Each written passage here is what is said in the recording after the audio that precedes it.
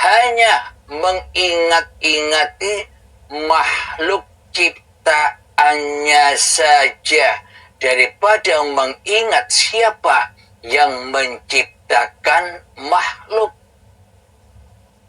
Karena sesungguhnya yang jadi Tuhan selama ini diri kita, di hati kita, lalu bagaimana mungkin kita bisa ingat kepada selain diri kita sendiri selama ini yang kita pertuhankan? Tentunya apapun yang kita lakukan pasti kita ingatnya, zikirnya kepada hawa nafsu kita sendiri daripada berzikir, daripada ingat kepada siapa yang menciptakan diri kita, siapa yang menciptakan hawa nafsu kita sendiri selama ini. Inilah bukti yang nyata kenapa sholat kita tidak bisa khusyuk. Karena kita belum nyembah Allah. Karena kita belum bertemu Allah. Karena kita belum bersyahadat kepada Allah. Dan karena kita belum masuk di dalam agama Allah. Jadi hakikatnya kita belum Islam. Meskipun syariatnya kita dikatakan Islam, meskipun hanya KTP doang. Jadi makna Islam indallah itu adalah, Islam di sisi Allah itu adalah awaluddin ma'rifatullah. Jadi agama yang dimaksud, agama di sisi Allah itu ya mengenal Allah. Tanpa kita mengenal Allah, bagaimana mungkin kita bisa selamat menuju mengingat Allah di dalam kehidupan ini? Apalagi di dalam sholat. Di dalam kehidupan ini saja tak bisa ingat, apalagi saat sholat dan ibadah. Pasti yang dipertuhankan di dalam hati kita ya diri kita sendiri yang merasa berkuasa atas segala aktivitas yang kita kerjakan. Maka dari itu untuk belajar mengingat bahwa hanya Allah lah yang berkuasa atas diri kita, supaya di dalam sholat kita bisa menggapai kehusukan, supaya di dalam sholat kita bisa mengingat Allah, supaya di dalam sholat kita bisa mi'rab kepada Allah, ya kita wajib tahu diri dulu. Posisi kita ini Tuhan apa makhluk? Posisi kita ini hamba apa Tuhan? Selama ini kita bergembar-gembor, saya makhluk, saya hamba, tapi praktek hatinya salah, iman dan akidahnya salah, tidak sesuai dengan para nabi dan para rasul. Jadi kalau para nabi dan para rasul pasti jelas apapun tindakan yang berlaku atas mereka, mereka selalu menjadi Rasulullah, menjadi utusan Allah, menjadi pesuruh Allah di dalam hatinya, daripada diutus, daripada dirasuli, daripada disuruh oleh hawa nafsunya sendiri. Banyak sudah diabadikan di dalam Al-Quran, Muhammad bukan kamu yang melempar itu, aku yang melempar. Muhammad bukan kamu yang memanah itu, aku yang memanah. Ini kalau diaplikasikan di dalam kehidupan kita sesungguhnya begini artinya. Halim, bukan kamu yang bicara itu, akulah yang bicara. Halim, bukan kamu yang duduk itu, akulah yang mendudukkanmu. Halim, bukan kamu yang sehat itu, akulah yang mensehatkanmu. Halim, bukan kamu yang sakit itu, akulah yang memerankanmu sakit. Jadi sehat dan sakit pun juga bukan kuasa manusianya. Karena manusia hanyalah utusan Allah. Karena manusia hanyalah Rasulullah yang mana harus terima ing pandum di dalam kodok dan kodarnya Allah. Terima ing pandum di dalam ketetapan Allah. Alhamdulillahirrabbilalamin. Jadi untuk mengaplikasikan itu semua, belajar dan belajarlah mengheningkan cipta-cipta manusia kita di hati kita. Maknanya kita harus menanggalkan, kita harus memotong, kita harus memenggal syariat-syariat manusia kita. Maknanya harus memenggal, memutus saluran-saluran syariat manusianya hingga menjadi syariat Tuhannya. Kita memutus kekuasaan manusianya hingga menjadi kuasanya Allah. Kita memutus kewujudan manusianya di hati kita agar menjadi wujudullah. Kita memutus kehidupan manusianya di hati kita agar menjadi uripe Allah. Jadi berlatih dan berlatih. Contoh berlatihnya begini. Saat kita duduk ini, di dalam duduk kita berlatihlah masuk ke dalam diri kita, khusyuk di dalam duduk kita. Maknanya khusyuk itu adalah ketika kita sudah berani mati, ketika kita sudah rela mati, ketika kita sudah ridho mati, mempersembahkan kembali kehidupan ini. Hidup dan badan ini hanyalah ini wajjahtu wajhiya lilladzi fataras samawati wal ardh. Jadi persembahkan kembali hidup dan badan ini, wajah kita ini hakikatnya ya wajahnya Rabbul Alamin. Maknanya bukan seperti wajah kita ini Rabbul Alamin. Maknanya kita dan seluruh alam semesta inilah yang dimaksud wajah Rabbul Alamin. Kewujudan alam semesta ini dikarenakan kewujudan Rabbul Alamin.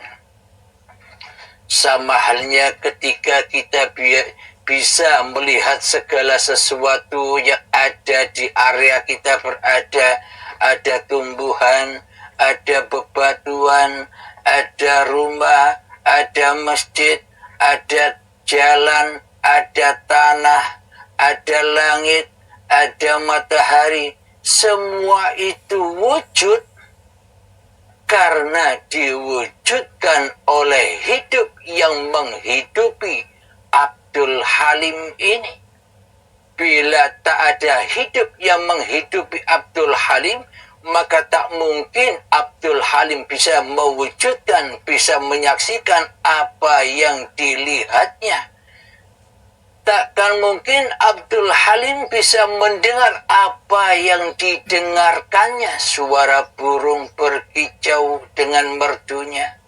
Maka dari itu, inilah kenyataan bahwa hidup itu yang paling wujud atas segala sesuatu. Karena dengan wujudnya uripe Allah lah, Karena dengan hiduplah maka terwujudlah segala sesuatu. Tanpa adanya hidup, maka tak akan terwujudlah segala sesuatu.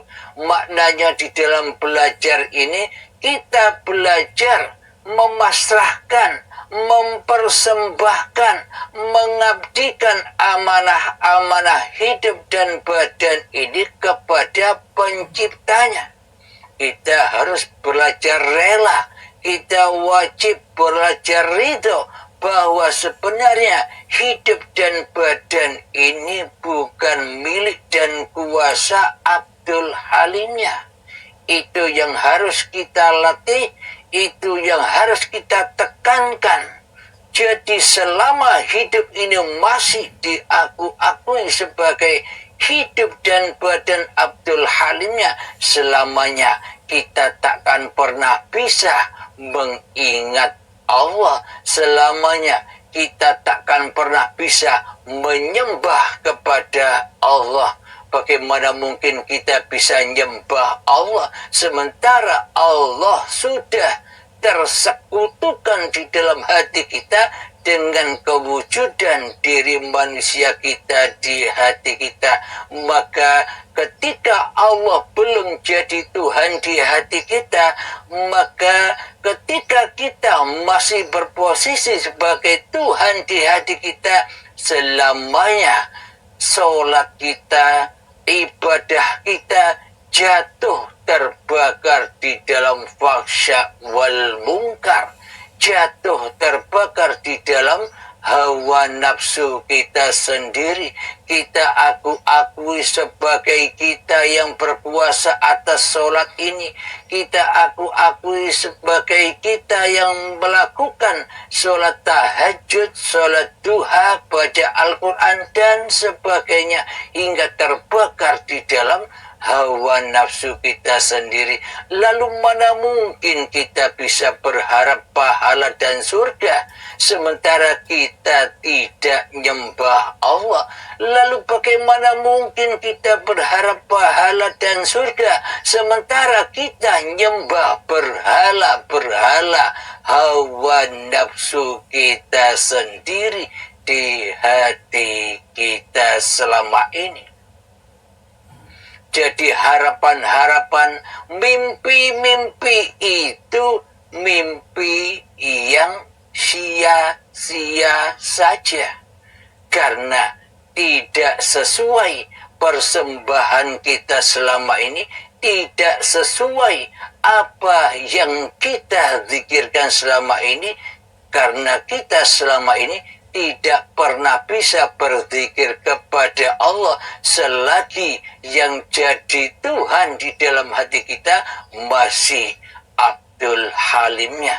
Yang jadi Tuhan di dalam hati kita masih diri manusia kita. Selamanya kita terpanasi dan digodok di dalam bahan bakar neraka, yakni badan manusia, dan hati yang keras melebihi kerasnya batu. Maknanya badan dan hidup yang masih diakui sebagai milik manusianya, itulah yang dimaksud jahanam itu. Kapankah kita bisa bebas dari jahanam ini? Kapankah kita bisa bebas dari hawa nafsu ini? Ketika kita sudah rela dan ridho bahwa hidup dan badan ini bukan milik kita. Bila kita sudah merelakan, meridhokan, mengembalikan amanah-amanah yang kita akui selama ini, bahwa hidup dan badan ini adalah milik kita, maka ketika sudah dipersembahkan kembali, diabdikan kembali kepada pemiliknya, maka ya ayyatuhan nafsul mutmainnah, wahai jiwa-jiwa yang tenang. Bagaimana caranya bisa tenang jiwa kita menghadapi segala sesuatu? Irji'i ila rabbiki radiyatan mardiyah. kembalilah, pulangkanlah, bahwa hidup dan badan ini bukan hak milikmu, akan tetapi hidup dan badan inilah hak milik Tuhan yang telah menciptakan kamu. Dengan begitulah maka hati bisa tenang, hati bisa damai menghadapi segala persoalan dan carut marutnya dunia ini. Fadkhuli fi ibadi. Maka bila sudah demikian, itulah makna mengabdi, itulah makna menyembah, itulah makna sholat dan ibadah, dan itulah makna amal yang soleh di sisi Allah. Bila kita sudah persembahkan kekuasaan, kewujudan, kehidupan manusia kita kepada Allah, maka yang bisa beramal hanyalah af'alnya uripe Allah dewe. Bila sudah demikian, kedudukan di hati kita menjadi hamba-hamba yang mengabdi, menjadi Rasulullah, menjadi utusan Allah, menjadi waliullah, menjadi pesuruh Allah, menjadi khalifatullah. Bila hati kita sudah berada di dalamnya, maka wadkhuli jannati, maka masuklah kalian ke dalam surga-surgaku. Jadi makna surga itu ketika kita bisa mengingat bahwa hidup ini Allah, itulah saat itu juga kita sudah berada di dalam surganya Allah, di dalam menyaksikan wajhullah. Alhamdulillahirrabbilalamin. Semoga paparan yang sebentar ini bisa menjawab pertanyaan saudaraku, sahabatku yang ada di NTB sana, dan mungkin juga berguna jawaban ini untuk saya sendiri dan kita semua. Semoga kita semua dipahamkan oleh Allah Subhanahu wa ta'ala. Amin ya rabbal alamin.